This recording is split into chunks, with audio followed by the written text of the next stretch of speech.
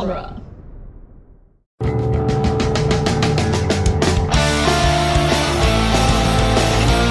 In the world of Hollywood, movies get greenlit and redlit. They get remade and rebooted. But we are the Ideal. I'm Sam Gasch, and you are listening to Ideal Remake.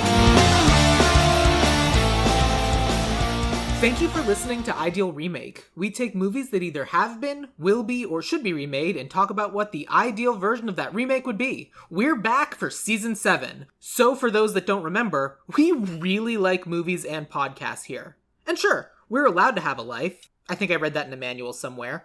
But for now, Ian Ager, is Time Cop a movie that has been, will be, or should be remade?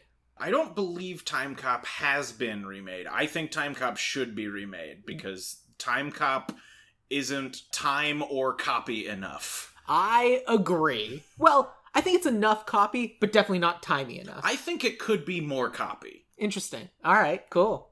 I'm excited to get into it. But for now, welcome to the podcast.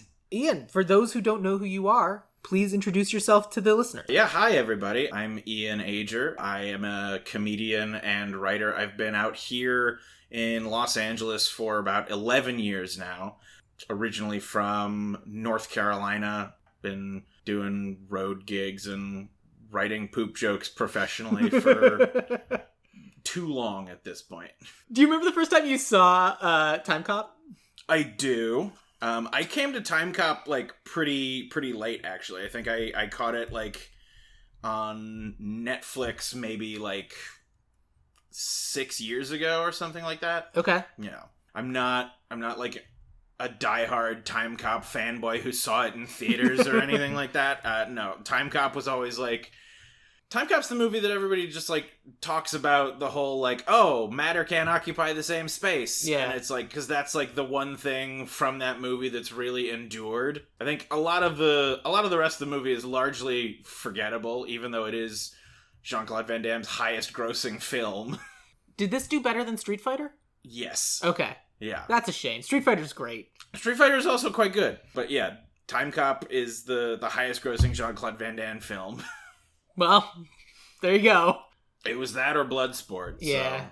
I feel like I've heard of Bloodsport more than I'd heard of Time Cop. Yeah, Bloodsport definitely has more, cachet in the cultural memory. Sure. I feel like at some point someone's look at me talking like a podcaster about Zeitgeist or whatever. But yeah, I feel like at some point, so I've never seen Bloodsport, but at some point someone's going to ask to do it for the podcast. And I'll watch it then, which is kind of how I felt about Time Cop. I thought it was the first Jean-Claude Van Damme movie I'd seen, and then I remembered Street Fighter. Mm-hmm. Yeah. Okay. Yeah. Bloodsport, not to keep talking about other... we do have to talk about Time Cop eventually. Eventually. Not to keep talking about other JCVD properties. But Bloodsport is, coincidentally, the movie that I have seen in barbershops the most. That is such a specific... What? Mm-hmm. Yeah, it's also very funny if you know what I look like, because I am a bald man, so I haven't been in a barbershop in 8 years. Okay. I haven't been in a barbershop in 8 years, but when I was still going to barbershops, when I, my hair was, thinning, but I was still getting regular haircuts, because I hadn't made the choice yet. Anyway, I went to a barbershop in Burbank, and they would have Bloodsport on, almost, every other time I went in there. That's wild. Yeah, I think it was just the guy really liked Bloodsport. Or it's this is the barbershop for men. This'll distract them long enough. It was a very, dude barbershop. Not in that, cringe male culture, but it was just this is a men's barbershop. We don't Fair really enough. do women's hair here. I mean, I've been to barbershops like that. Not often, because they're usually well, we're doing something specific. More money. And I'm yeah, but Fantastic Sam's or whatever. Sure, yeah. It wasn't a Sport Clips style thing, but it was just no, the first thing listed on the price sheet is a fade. Women don't come here. No. That's reasonable. Yeah, okay. Yeah. So Time Cop. So I watched it for the first time for this episode, and it is wild. It was fun. There's tropes and stuff that don't really hold up. Sure. Specifically the character Ricky. But, largely I thought the movie was pretty great. But obviously it needs more time stuff. It needs more time stuff. They skip through the time, like, the time stuff in Time Cop ends up mattering. I mean, they do good things structurally in, like, making the time travel matter to the audience, because it's through, like, this one story of this family that kind of gets saved. Yeah. But they don't do... There's not enough of that, like, second act payoff of, like, no, this is the fun about being, like, a cop who time travels. Is like, go... This is why we want to be transferred to this division. Right, yeah, like, go hop around more. They basically only do, like, the hopping around to different time periods, like, 2 times, and they're both done by the midpoint. Oh, yeah, I guess that's true. Well, they're both done by the midpoint, and then all of the time travel is for this very specific electioneering plot, or to murder Jean-Claude's family. Yeah, so we go to the past twice. The movie takes place largely in the future, but then a lot of the movie just takes place in their present. Yeah, when does this movie come out? 1994. Yeah, okay, so Time Cop released, and then, like, the present day in the movie is, like, the 2007, like, near 2004. future. 2004 It's even. just 10 years. Just 10 years. They are calling their shot. Just an even 10 years. Yep. Which we'll have a conversation about when we want our movie to take place, or the two ends, but we'll get to that. What happens in this movie? You want, like, the full plot synopsis, or you want, like, broader strokes? Broader strokes is fine. Broader strokes. Enough people are familiar with Time Cop. It's not like the episode I'm going to be doing next, which is God of Gamblers, a Hong Kong gun fu action movie. Okay. That one we had to go a little bit more detailed, or will have to go a little bit more detailed. I recorded that first. Time is weird. Well, it wouldn't be Time Cop if we weren't playing around with it. So Exactly. Glad to be doing this in the right order, even though it seems out of order. Yes. It'll all make sense in post. So, as all movies in the 90s, it starts in a mall. It starts in a... It doesn't start in a mall. It starts on a rainy road in the Confederate South. Because the very first scene of the movie is, like, the Confederate soldiers, like, taking General Lee's gold somewhere, and then a guy with, like, futuristic laser sight SMGs shows up and blows them away and takes the gold. That's right, and then we never see that guy again. You never see that guy again, and then in the exposition scene where they talk about how time travel was invented, they reference that, like, the gold bars. Yeah. They reference that Confederate gold being used to fund an arms deal in the Middle East. Yeah. Because that's all people know. Right. But in the 90s, how to explain how something is bad. But then that really has no relevance to the plot in any way. It does not. It does not. It's that's just crazy. It shows you an anachronism, which is the cool part of Time Cop. Yes. So, like, that scene does have a point, but it's a bad example of the anachronism, because, like, you should start in the middle of, like, a Time Cop chase. Yeah. Where, like, a Time Cop, maybe not our Time Cop, but a Time Cop. A Time Cop has to, like, chase somebody through, like, a medieval market or something to get, like, a floppy disk off a guy. Well, you know it's bad because I forgot it happened. Yes. Yeah, it's completely forgettable. It does not matter. Yeah. It could have just been brought up in the briefing scene as written. Yeah. And you didn't need the whole scene in the rain. Like, all I want to do is I just saved you $100,000 on the shooting budget right there, because now you don't need the horses for that scene. Oh yeah. You don't need those actors. I was gonna say scene didn't look expensive, but you're right, horses. It was water, it was gunplay, it was horses, like that. That was a lot of the budget right there. Yeah, you're not wrong. So, once the scene that doesn't matter happens, you get to this, like, congressional briefing where they explain that time travel has been discovered. Interestingly, for a movie about time travel, you never meet the man who invented time travel, and he does not matter. He, like, that's the thing. It's like, you would think that guy would be a role in the film, at least. Not even cast. That's full true. name mentioned does not appear in the script ever. That's true. Whatever. It doesn't matter. I'm okay if it's one of those things where it's like, yeah, someone invented time travel. Yeah, I'm okay with it. We're regulating it. Right. Yeah, I'm okay with it being a film, like, that happens after that Oppenheimer moment. Yeah. Or whatever. I was gonna say we don't need the Wozniak of time travel. Sure. Sure. We don't need that. But so you get this congressional briefing where you see the bad guy get explained that time travel is a real thing, and they ask Congress. The bad guy's a senator. He's like a junior senator at this point when time travel is being explained. He's like new and doesn't want to shake up Washington too much. But now that he understands time travel is a thing, he's like, ooh, interesting. They like assemble the Senate Oversight Committee, and they're going to be like, this is going to be expensive, but you're going to pay for it. It's going to be expensive, but you're going to pay for it because otherwise Iraq will invent the nuke before you do. And it's like, there's a real curmudgeonly old senator who's like, yeah, but I'm not going to be in charge. This young guy's going to be in charge. We're going to immediately not trust him. I will say one of the nice things about this movie is that we don't really spend any time worrying about who's a good guy or who's a bad guy. Pretty much. Yeah, no, it's very clearly delineated. Yeah. From the jump. It's like you get your save the cat scene with Jean-Claude in the mall, like catching a purse snatcher before he goes to meet his wife. So you're like, oh, hero. Instantly we know that guy's good. We know the beery senator's got sinister vibes. Like, that's it. You get right to it. That's all you need. I mean, it's being played by Ron Silver. Yeah. Like, you don't cast Ron Silver to be a hero. No. No.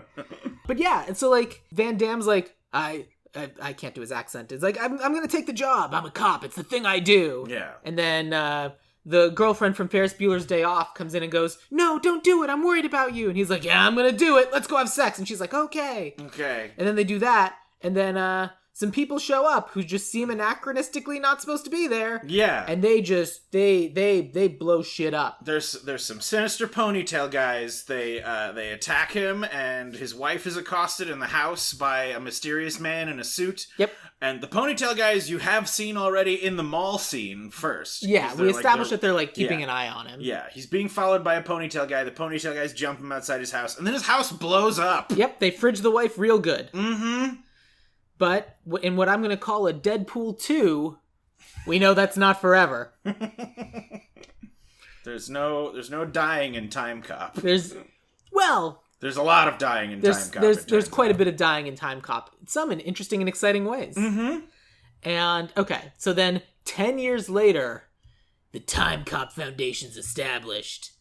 Ooh, and Time Cop Foundation sounds like there's some kind of, like, charity for the Time Cops. Well, the Time Cop Foundation is, like, when you have a planet that's specifically designed to predict what the rest of the planets and humanity is going to be doing. And every 5 to 10 years, they check in with the guy who founded Time Cop Foundation. He lets you know, here's where you should be in the timeline. Yeah. Foundation. Right. Yeah. So Jean-Claude Van Damme's character is named Walker, and he's basically just been sad for 10 years, which, go figure, that makes sense. Yeah. If I had a wife and somebody blew her up, I'd be pretty sad. I'd be pretty bummed about it. Pretty bummed.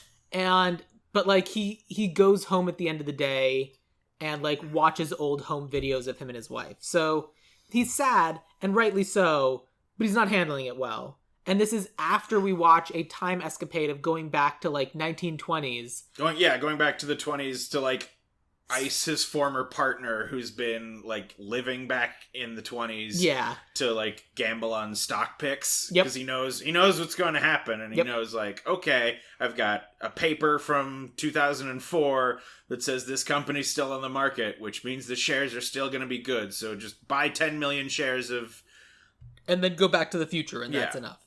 And so Walker is going to arrest him, and he's like, you can't arrest me, you can't take me in, he'll kill my entire family. I choose death instead. And stockbrokers himself out the window.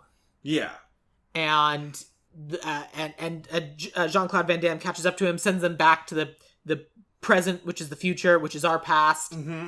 And learns that it's in fact Senator McComb who's been doing this, but the guy doesn't turn him in and he's sentenced to death. And so apparently all of these stock crash murders are just people being killed for time infractions, and they get dropped. And that's where, yeah. Sure. That's where Black Tuesday comes from. Just the senator had that many people cooking the books that all just or enough people have been caught for committing time crimes. Yes, and they all choose to die in the 1920s falling from a skyscraper. Is that how they choose to die, or it's how they're being assigned to die? It's how they're being assigned to die. Because you could also, I don't know if you know this, you have time and space. There's volcanoes and like there's volcanoes. You also like you don't need to be doing stock crime around a notorious period of stock volatility. Yeah. Like, if you can travel in time, you can just go start a bank account with compounding interest, and as long as the bank's still there in the future... We've all seen the episode of Futurama. Right. Just pays off. Yeah, or, like, you do that, you go to, like, the start of well, not Apple at this time, but, like, the start of IBM. Like, that was the joke in the 90s, is you go back to, like, the early 80s, invest in IBM, and you're good. Yeah. But they don't do that. They don't drop anyone at Pompeii. They don't do that. They don't have, like, anybody making ridiculous prop bets at Caesars. Yeah. I mean, honestly, that'd be fun, too. Yeah, just hit, like, 16-way parlays. But anyway, we find out that McComb's the bad guy. He's doing time crimes to fund his presidential campaign. Because it's the only way he's able to fund the campaign, which in and of itself is crazy, because literally his entire campaign strategy, as he lets us know later in the movie, is he's going to make the top 10% super rich, and the other 90% of the country can move to Mexico where they'll have a better life. Mm-hmm. There are people who just give you money for that, man. Right. You don't need to do time crimes to raise money for that. There are enough donors who want that to happen. That's just standard Republican. It is. If anything, it's a little bit broad that you're allowing there to be 10%. Mm-hmm. Like, yeah, if anything, 10% is a lot. Yeah, like, honestly, if you're going to be doing, like, you can have a much crazier campaign idea, and that'll work if you're just manufacturing money. Mm-hmm. Yeah. But that's separate. Yeah. And that's kind of the movie. We go stop other people from doing time crimes. We stop Senator McComb from going back in time and turning down a share in a company that does really well. A guy gets liquid nitrogen to death, basically. Mm-hmm. There's some very cool kills in the movie. There are indeed. He gets a new partner that turns out to betray him, but then she gets betrayed by Senator McComb. Yep. And then he goes to the hospital to find her because she's the last witness that can testify. Yep. And they need to be able to prove that she was back in time in a place she wasn't supposed to be, right, so he steals her blood. Yeah, he needs to get her blood, so he goes to the hospital to get her blood, and in the same blood fridge is his wife's blood. Right next to it for some reason. Right next to it, even though their names are not together alphabetically. No, and... Fielding is not next to Walker. No. Also, his partner never has a first name either. It's just Fielding. That's true. I'm looking at the IMDb, and everyone here is a single name. Yeah. Walker, Melissa, McComb, Machuzik, Fielding, Ricky, Atwood, Spada, Utley, Shotgun, Rays, Rollerblades. It's just single names. Yeah. And it's a very efficient script with its names. Yeah, and if you're lucky, it gets to be a first name. Yeah, if you're lucky, it's a first name. But yeah, so basically they talk about how McComb has bought and sold everybody in every sort of crime division, cop department to basically like be what allows him to do all of his time crimes, which makes no sense. You don't need to be doing time crimes and you don't need to buy anybody, but whatever. He's evil. He's evil. And Fielding, it turns out, is in his pocket as well. Mm-hmm. She's like, he's going to be president. I'm just casting my vote early, which is a good line.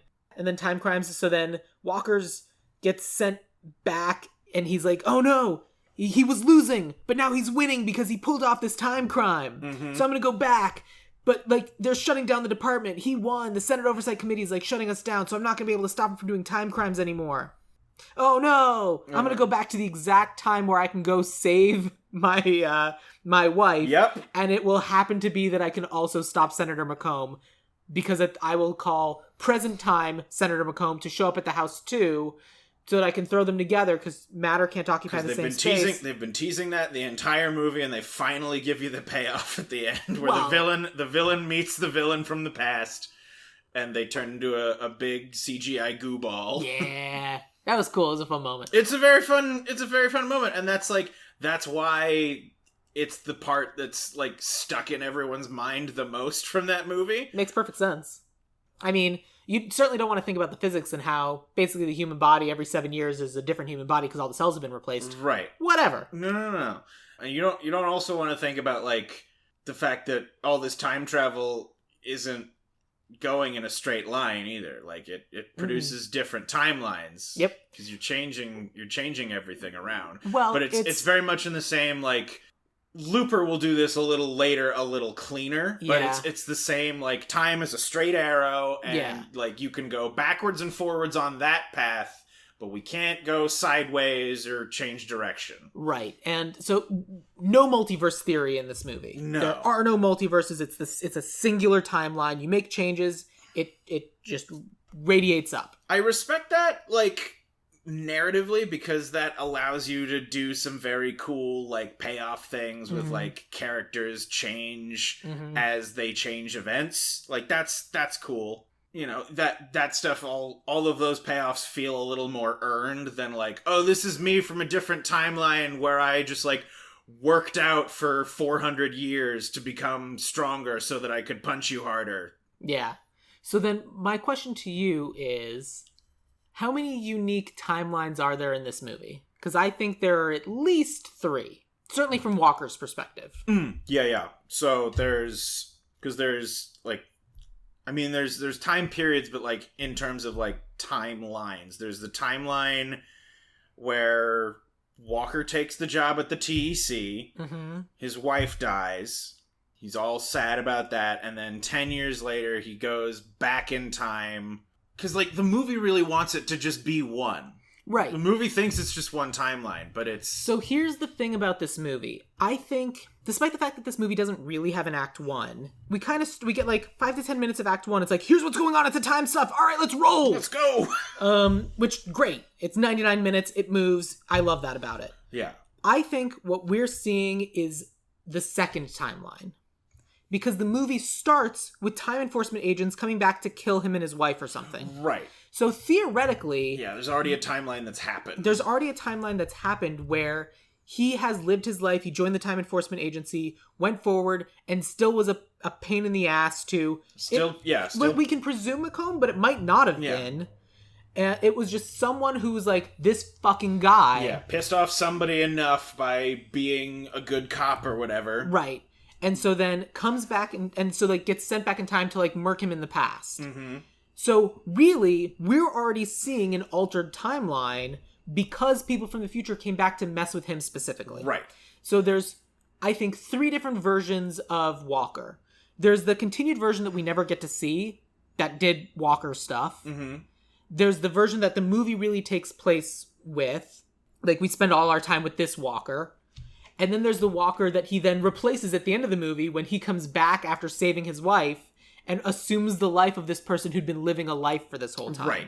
Yeah. Because he goes back and there's, like, he has a son that knows him already. So, and we can't presume that that's the same as the first timeline, because in this new timeline, Melissa survived, yeah. a attack on them and their house. Yes. So it has to be at least 3, certainly from his own perspective of untouched, Walker of the movie, Walker who saved the past. Yeah, there's the from the blowing up of the house, there's the positive outcome of that where the house did blow up. There's the negative outcome where the house didn't blow up, and there's the transitory between the two. Yes, which is where the movie takes place. Yeah, and we're watching that bridge timeline basically. And that's kind of it. Like, basically, the movie is the bookends of the creation of this version of Walker and where that version of Walker doesn't exist anymore, except that it's him in that timeline. And that's all really interesting to think about. The movie never tells you any of that. No, it's very much one of those kind of 90s movies of, no, that doesn't matter, action movie. Doesn't matter, split kick. Yeah. Although he really only does that twice?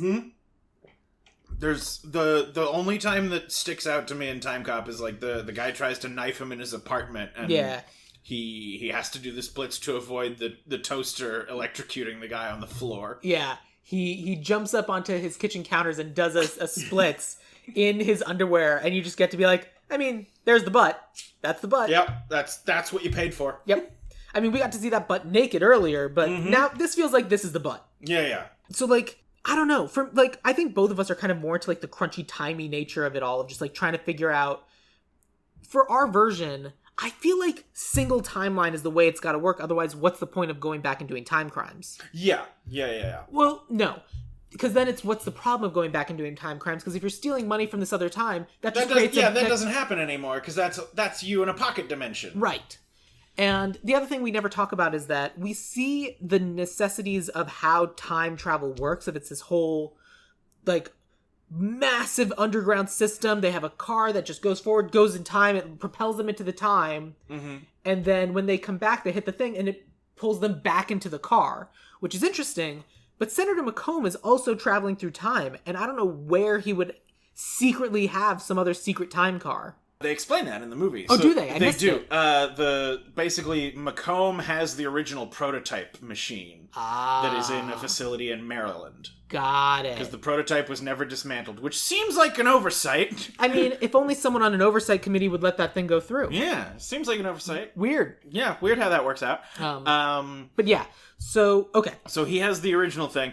Time Cop, the movie, is based on a series of short stories that were originally written by the Dark Horse Comics guy. Really? Yeah, the founder of Dark Horse Comics wrote this. Mike Richardson. Yeah.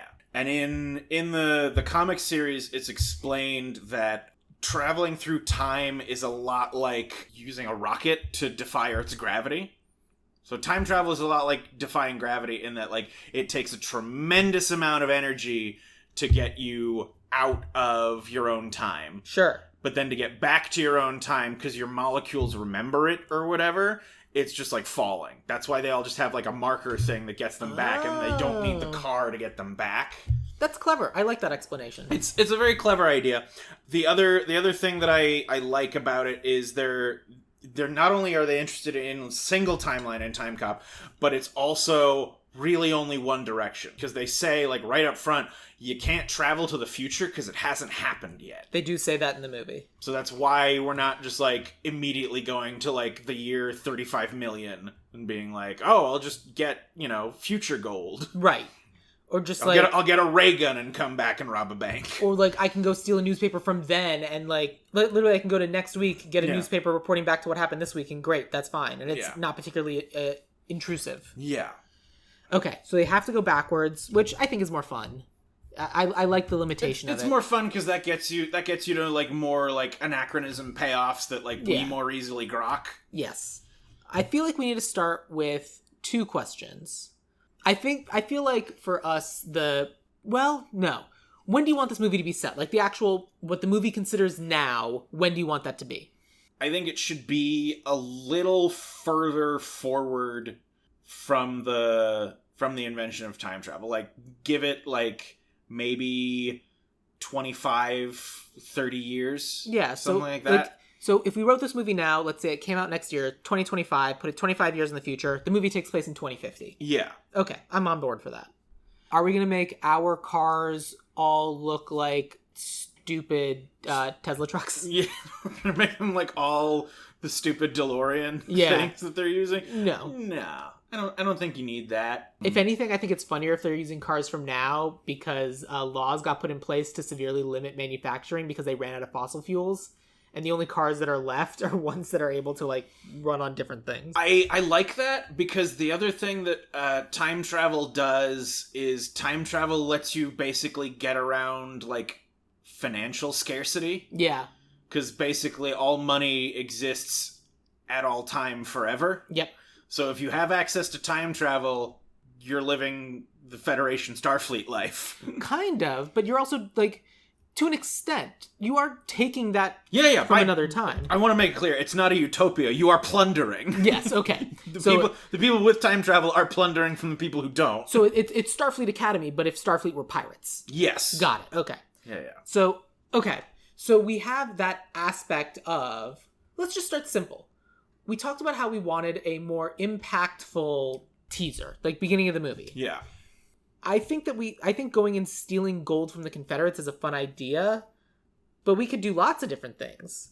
What's some fun time travel shenanigans that you would like to play around with? Because I think there's some fun in being, like, they talk about how the pyramids in Egypt were opulent and crazy and, like, they were crammed full of gold, and all that gold got snuck in and stolen systematically over time and just disappeared into the world. Mm-hmm. I think it'd be really easy to be the first person to be like, oh, okay, cool, I'm in the pyramid, pocket this, pocket that, pocket this. It's just a really easy way to go steal a bunch of money that we know is going to be stolen. Right. I think that's an easy one. And then you get to have all the cool iconography of ancient Egyptian money and gold and treasures in a 2050, vaguely slightly more dystopic than the present future. Sure. Yeah. You put all of that in one of those, like, box apartments. Yeah. You can also go the other way of this person who's trying to get all the money goes, and there are 3 or 4 known to be lost Fabergé eggs, because Fabergé eggs, there isn't an infinite number of them. There's a finite number of Fabergé eggs. The artist only made so many. Yeah. And I think there's 18 or 19, and we don't know where 4 or 5 of them are. And theoretically, they're either destroyed because, Russian Revolution, or disappeared into some collector's collection. We'll never see the I think starting in the Russian Revolution or something where that's why you take the gold from the Confederates, because it's history's already known that they're losers. So if I take the valuable stuff that they have, no one's going to miss it. Exactly, it's already spoils of war. Yes. So, something like that. Yeah, something like that. I think that's more fun than the stock market. Yeah, no, this because the point of the stock market is that the money is kind of made up. It's all speculative betting that creates the value anyway. Yeah. With time travel, you don't need to do speculative betting. You can go acquire real valuable things. You can go acquire priceless treasures with the push of a button. Yes. And a short rocket car ride. Yep. All of that's true and possible. The only thing it will fail is a carbon dating test, which is one of the things that they use on Priceless Treasures now. Yeah. And can be how they figure out that this stuff is time stolen. Mm-hmm. Yeah, because the dates don't match up. Right. Hold on. This is clearly ancient Egyptian gold, but there's no way it can be ancient Egyptian gold. Yeah. There's a marker in time from when all of the nuclear testing and bombs went off, because there was a layer of radioactivity that covered the globe, and they're okay, great. It's steel or iron or something from before World War II is more valuable than steel or iron from after that, because it was manufactured differently, and it doesn't have this radioactive decay. I'm gonna float another idea to you for the start of this. You can have a guy show up in prehistory. Have a guy, maybe even the villain of the movie, show up in the beginning scenes in dinosaur times, and all he shows up with is a gun to shoot a dinosaur or whatnot if he gets ambushed. But his main mission is he's shown up with a bag of lime, and he's gonna seed a specific patch of soil that he owns in the present day, because he's trying to create emeralds or something. Oh. Because when you have access to time travel, you can play a very long game. So we're he's making his own emerald mine or some shit. That's bananas, but that's very silly. I like it. Yeah. Oh, cool. Great. I love someone burying something as ooh, interesting. Yeah, you start off with buried treasure, because, again, time cops are basically just pirates. Yeah, why not? Yeah.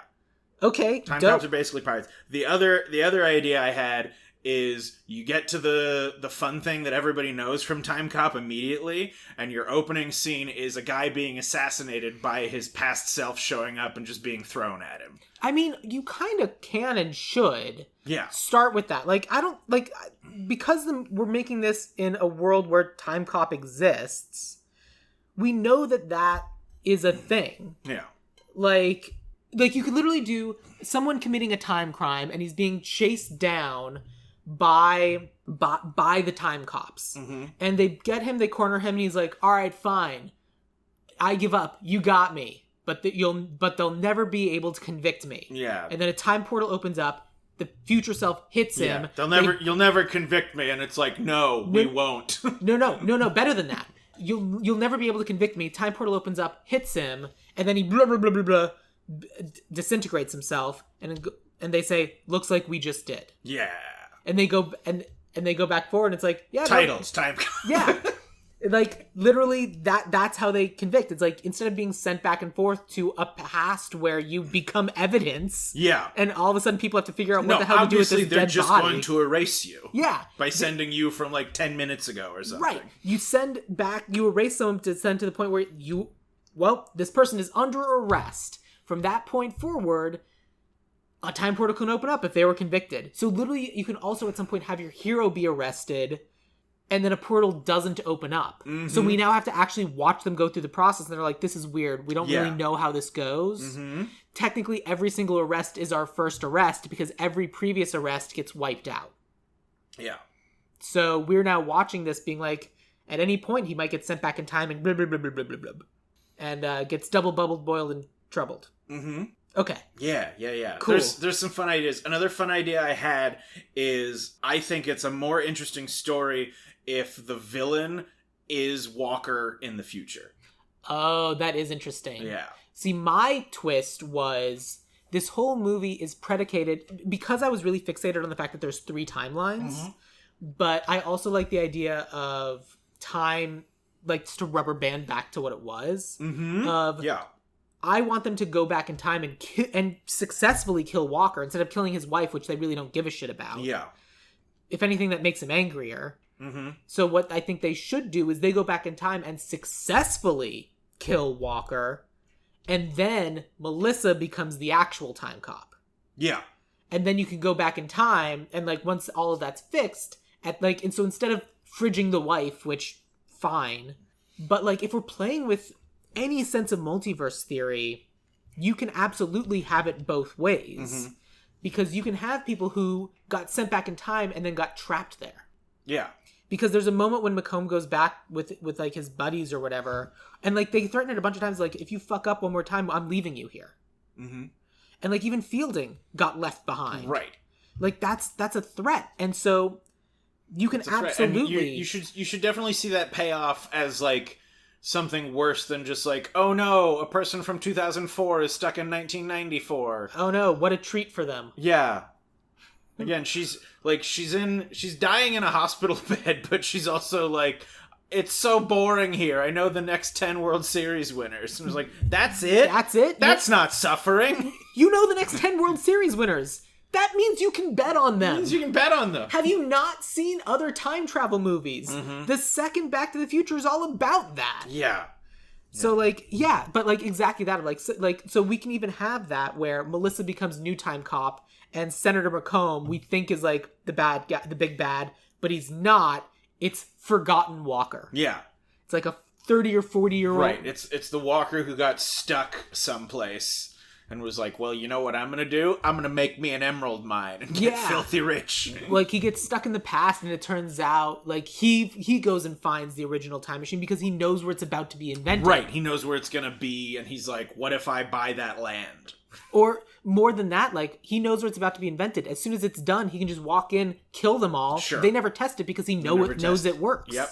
So now he's the only one with time... With time travel. He has a monopoly on the technology, and that guy becomes the bad guy. Yeah. Cool. Yeah. So we have that. We have our good guy. We have our bad guy. What is the nature of the plot? We know what Senator Macomb wants. Senator Macomb wants to be president, and he's willing to do anything in order to do it. That also makes him manipulatable by evil Walker. Mm-hmm. So I don't think Macomb is a good villain for a story with access to this kind of like stakes. I think he's a good patsy. Correct. But especially the idea, from what we know about life now. One of my biggest gripes with the original Time Cop is the villain is a guy who wants to use the power to travel in time to guarantee him a job with a 2-term limit. Yeah, that's true too. Yeah, it's crazy. It's so short-sighted. It's the definition of dreaming small. Yeah. And I'm very much thinking about the line from Justice League when Lex Luthor says, I spent millions of dollars on a fake presidential campaign. Do you have any idea how much power I'd have to give up if I was president? How much power I give up to be president. It's like, no, like you can travel in time. Yeah. Being president of the US for 8 years. And, like, literally, so what is his goal? Like, he doesn't even necessarily want to be king. He just wants to be powerful, period? Does he just want to have all the power? Have all the money? What's his goal? Because one of my big problems with a lot of, like, evil villains is, like, okay, great. You took over the world. Yeah, now what? Now what? And again, like, all he really has is that one speech about, like, well, we gotta kick the special interests out, and we're gonna take this country back to the economy of the 80s. And I'm like, okay. Cool. Well, You did it. Congratulations. We're all pretty unhappy about it. You did it. We're still out of Quaaludes again. Yeah. So I feel like it's got to be one of those things where if he's in charge of the timeline, I feel like he keeps trying and resetting the timeline, trying to specifically manipulate a timeline that ends up with a Melissa who can be in love with him again. Ooh, yeah, okay. Because if he is horrifically heartbroken and he is just like this overwhelming sense of loss, but every single time he goes back in time to meet this Melissa, she doesn't like the man he's become. So he keeps going back and resetting the timeline. Yeah.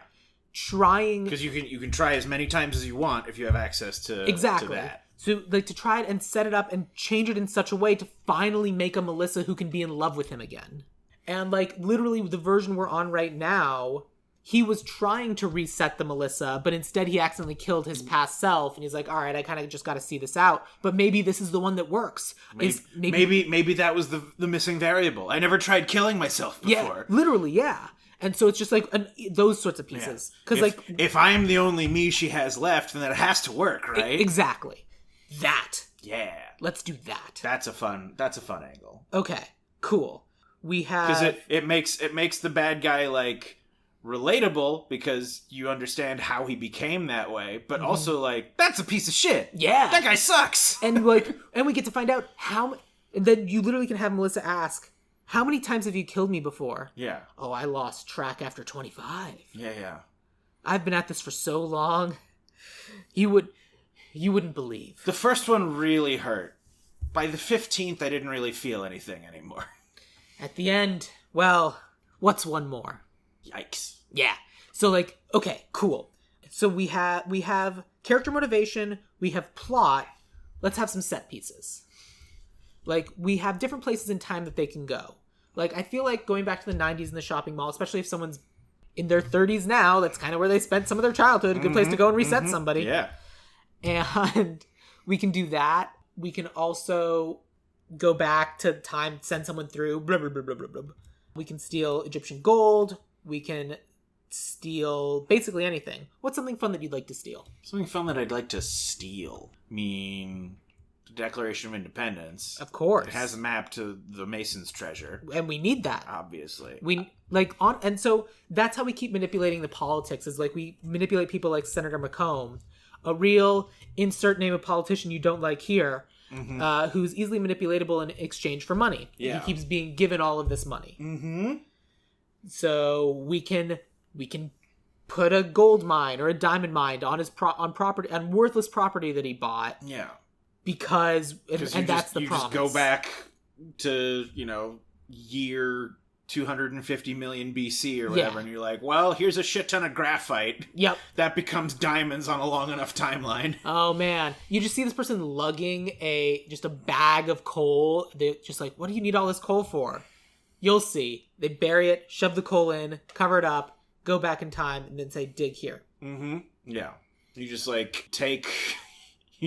you go to, like, colonial America, and you just, like, take a bag of coal. Yeah.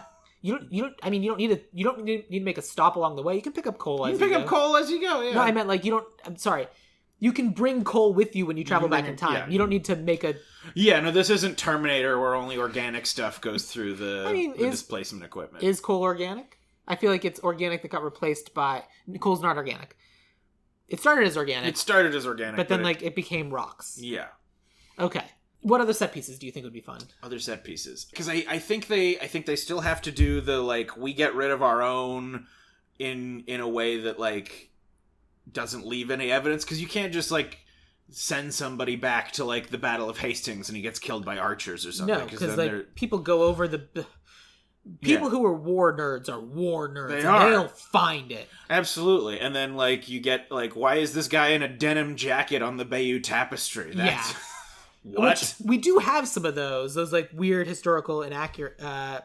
What was the word you used? Anachronisms. Thank you. Yeah. Anachronisms. And so, like, those exist and are fun, and we have that. And, like, you can weave that into the movie of, like, well, here's how we know that someone went back in time. All right, load up. We're going to Bayeux times. Mm-hmm. Yeah. No, I think, like, stealing. You can steal basically anything that's been in an Indiana Jones movie. Yeah. You can take the Ark of the Covenant. You can go take the Holy Grail. I also think it would be funny if they went back and stole the original set piece from Indiana Jones just because he's a fan. Mm-hmm. Yeah. Just something silly like that. It's like, this one was just for me. Yeah, that's just for me. Like honestly, you could do that with the Fabergé egg of like the evil Walker goes and steals this Fabergé egg and becomes like, oh my gosh, that's worth so much money. Well, what are we going to do with that? He's like, it's mine now. I get to keep it. I get to keep it. Yeah, I think it's cool. This one's just for me, just to have. Yeah. It's a knick-knack. I do like Fabergé eggs. Fabergé eggs are the first thing that I remember reading about, like, a thief wanting in a book as a kid. Yeah. Because I think, like, the first story that I read about, like, a big heist was, like, some Batman book where Catwoman, like, steals a Fabergé egg or something.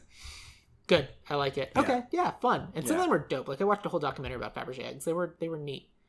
And made by a deeply corrupt and bad government. So, I think we can loot a ton from the Romanovs in this movie. I'm fine with that. What else do we need to make our movie?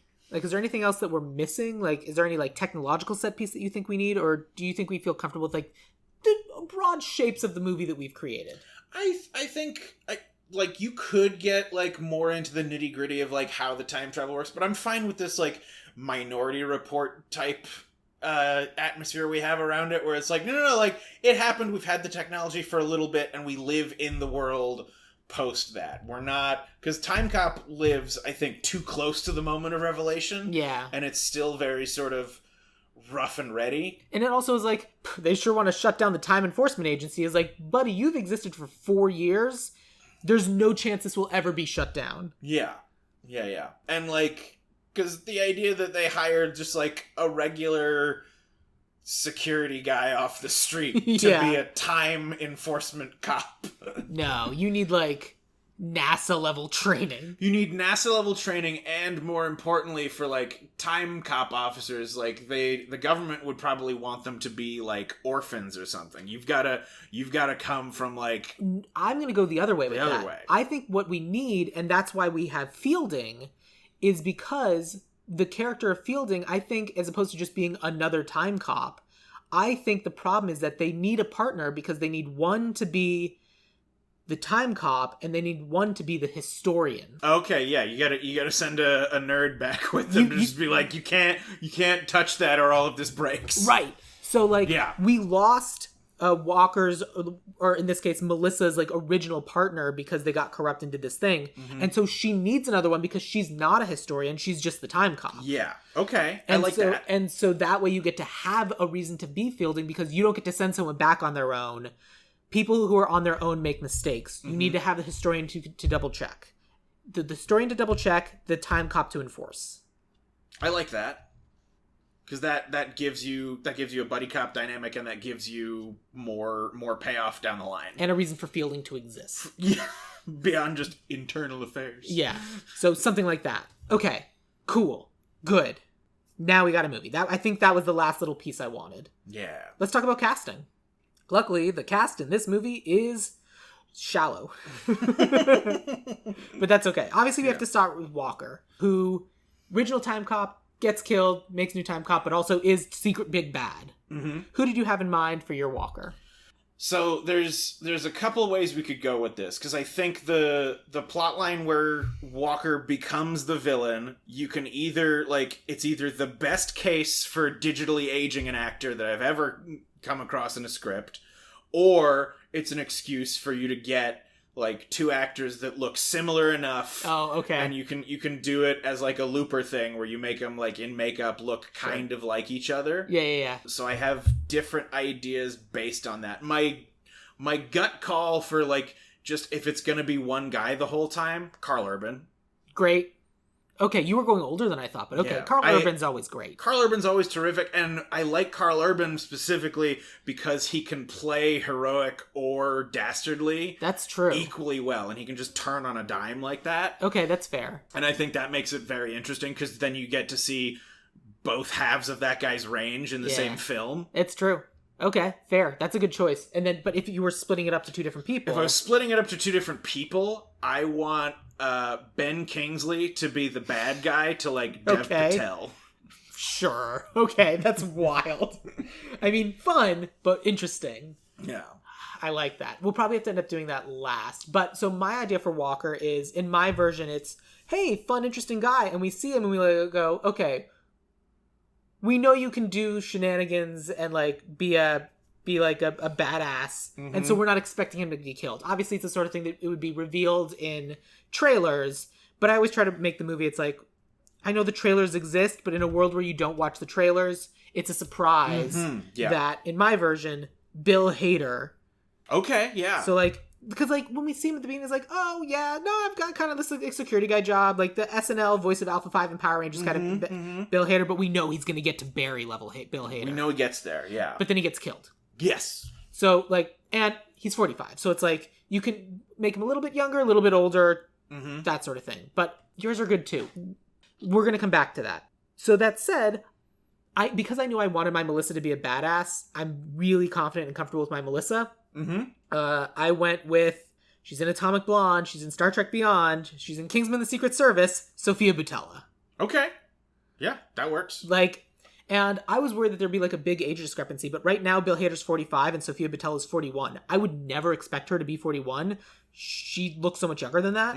And like, we know she can kick butt. And you can literally like have her do the Sarah Connor like movie 1 at like the first Terminator at the beginning, and you can age her up 10 years and it's Sarah Connor in Terminator 2. Like, she's gone through it training up to like become the time cop to like get vengeance for her husband who was killed.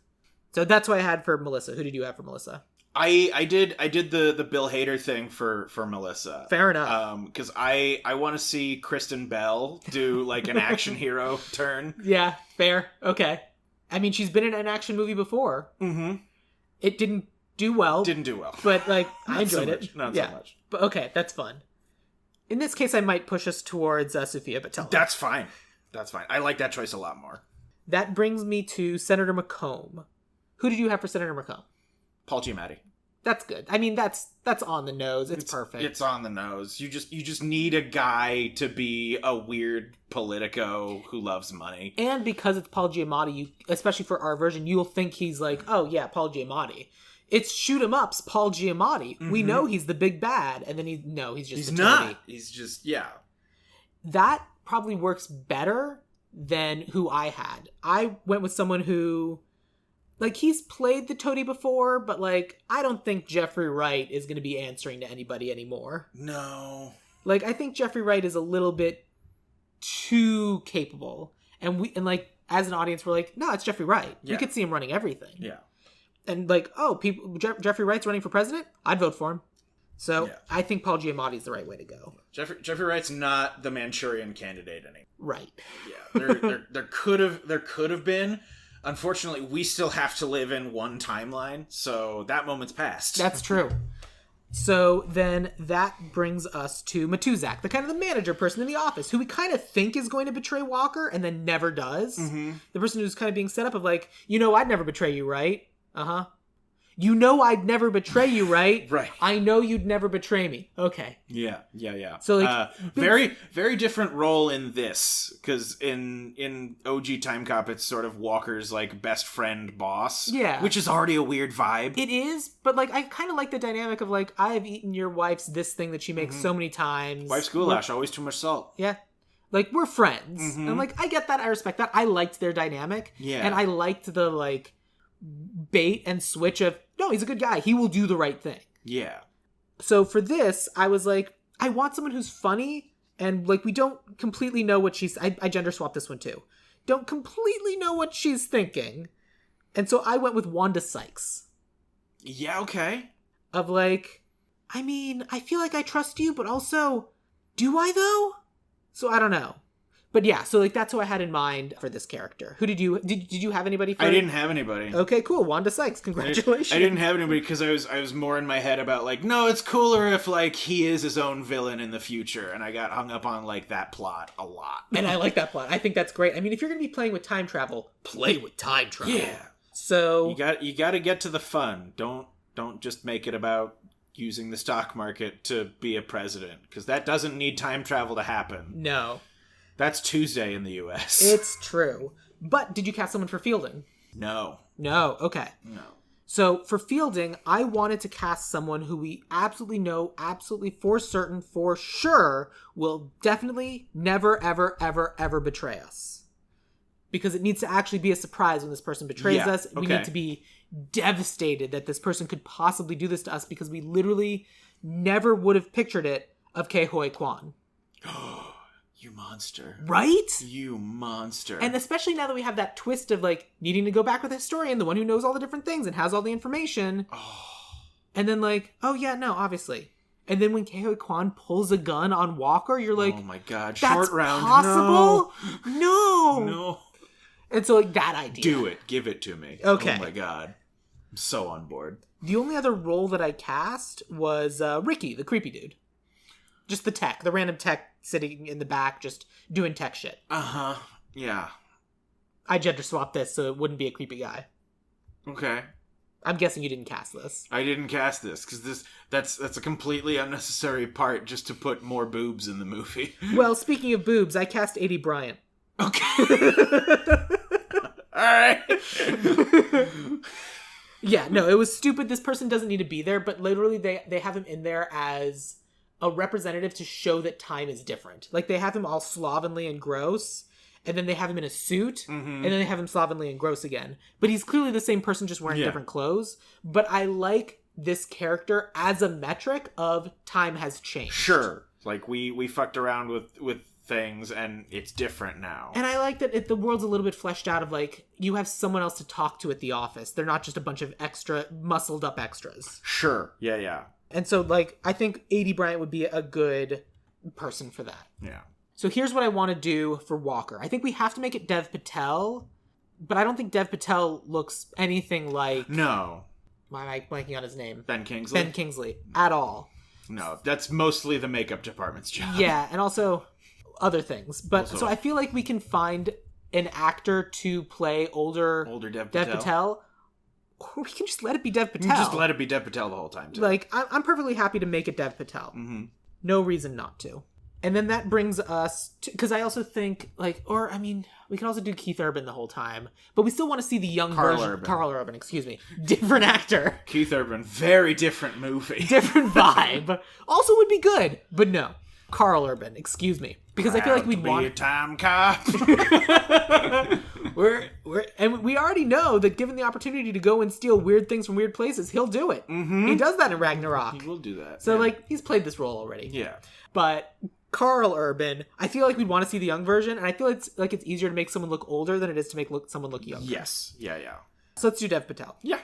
That brings us to writer and director. Now, I did a writer and director team. Okay. Do you have separate or together? I had together, but I don't think this guy works for this movie anymore. Oh, okay. So as we've cast and as we've talked about it, my first choice for a Time Cop reboot was John McTiernan. Oh, why? Because I want it to be, again, it's not copy enough for me. Like, it's not enough of a police story. It's more of just like an action story with a little bit of time travel thrown in. That's fair. Has he worked recently? McTiernan, no. No. McTiernan's hella retired. He's so... I feel like the last thing he did, like an actual movie, was Basic in 2003. Mm-hmm. He hasn't worked in 21 years. Yeah. No, I just want the Die Hard guy to do a Time Cop movie. Fair. He is 73 years old. Yeah, no, he's not doing... Honestly, I was expecting him to be older. Good for him. Yeah. He is allowed to absolutely be retired. Yeah, he's retired. Do not call him. No.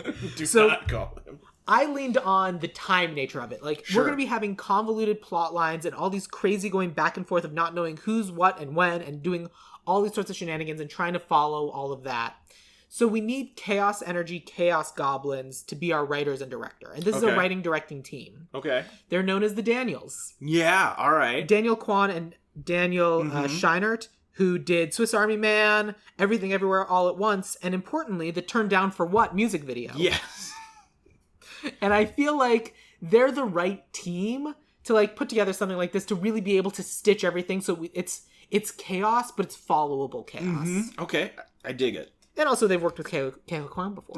Yes. And so I think that'd be fun. I think that'd be sweet. Cool, let's do that. So that's our movie. Let me take you through who we have for Time Cop. Walker is going to be played by Dev Patel. Melissa, the real Time Cop, will be Sophia Boutella. Senator McComb will be Paul Giamatti. Matuzak, the manager guy, will be Wanda Sykes. Fielding will be Ke-Huy Quan. Ricky will be A.D. Bryant, and all of this will be directed by Daniel Kwan and Daniel Scheinert. That is Time Cop. Ian, you gonna go see this movie? Absolutely. Day one. Awesome. And I will also go see this movie and get better at watching Jean-Claude Van Damme movies, which I'm not. You don't have to. But I want to. Sure. Okay. Go to a barbershop. Watch Bloodsport. Plan. All right, cool. Ian, thank you so much for A, making me watch this movie, and B, being on my podcast. Yeah, thanks for having me, dude. Is there anything that you would like to plug? Now is the time for plugs. What are you thinking? What do you have social medias you want people to follow? I have social medias. I don't want people to follow me. Okay. I do not want attention. If you want more of this, I'm on Instagram and less on Twitter, but at Ian Ager for both of those. That's just my name. Twitter is mostly just where I yell about Magic the Gathering cards. If you're into that kind of content, great. Instagram, I mostly just post stories of things that I baked recently.